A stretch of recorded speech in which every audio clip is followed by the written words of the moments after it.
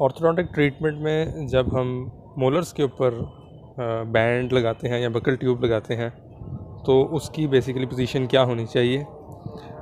तो उसमें बेसिकली दो चीज़ें आपने देखनी होती हैं। पहली ये है कि आपकी वर्टिकली उस चीज़ की पोजीशन क्या होनी चाहिए, और दूसरी ये कि मीजियो डिस्टली क्या पोजीशन होनी चाहिए जो आप बकल ट्यूब लगा रहे हैं या बैंड लगा रहे हैं। तो पहले हम वर्टिकल की बात कर लेते हैं और फिर मीजियो डिस्टल की बात कर लेंगे।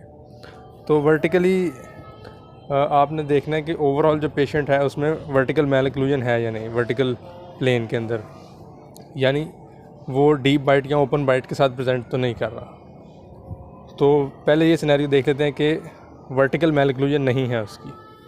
तो फिर आपने जो बकल ट्यूब लगानी है या मोलर बैंड लगाना है, उसकी जो स्लॉट होगी जिसमें से आपकी वायर पास होनी चाहिए वो इस तरह प्लेस होनी चाहिए वर्टिकल डायमेंशन में कि जो आपने 5 पे ब्रैकेट लगाई हुई है तो वो बिल्कुल उस 5 की ब्रैकेट की स्लॉट के लेवल पे हो।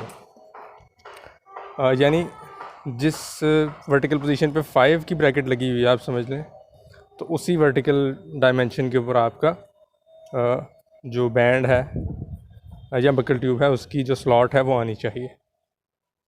दूसरा सिनेरियो ये है कि आपकी कोई वर्टिकल मैलक्लूजन प्रेजेंट है। अब फ़र्ज़ कर लेते हैं कि डीप बाइट है।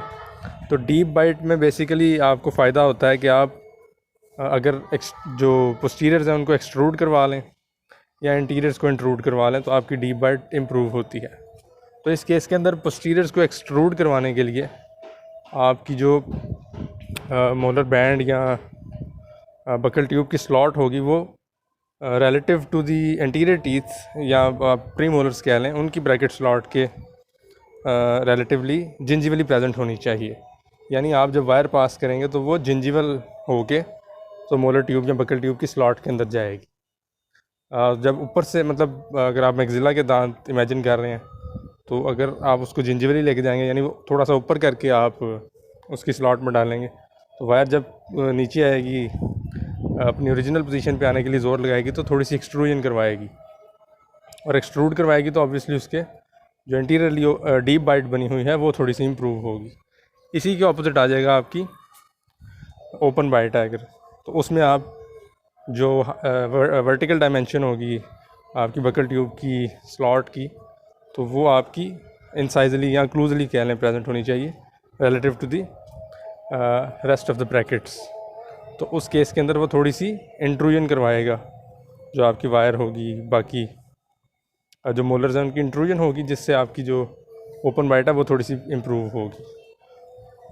उसके अलावा जो छोटा सा पॉइंट आ जाता है वो ये है कि जब आप बैंड लगा रहे होते हैं तो एक तो वो सब जिंजिवल एरियाज़ में नहीं जाना चाहिए, क्योंकि उससे फिर वहाँ पे इन्फ्लेमेशन होगी और सारी गम डिजीज़ स्टार्ट हो सकती है, फूड इम्पेक्शन भी हो सकती है वगैरह वगैरह।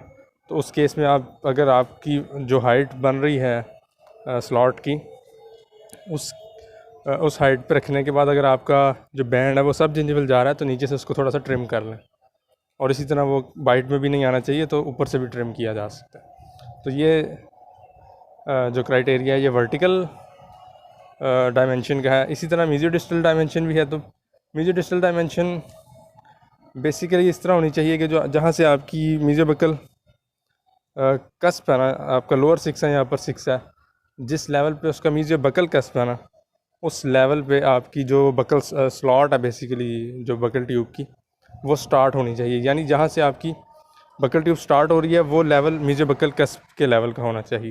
तो ये आपके मीजियो बकल जो बकल ट्यूब और मोलर ट्यूब की मीजियो डिस्टल रिलेशनशिप नॉर्मली होना चाहिए। तो अगर आप इन दो चीज़ों को सेटिस्फाई कर लेते हैं वर्टिकली और मीजियो डिस्टली, तो आपका जो बकल ट्यूब है वो यानी ओके पोजीशन हुई है।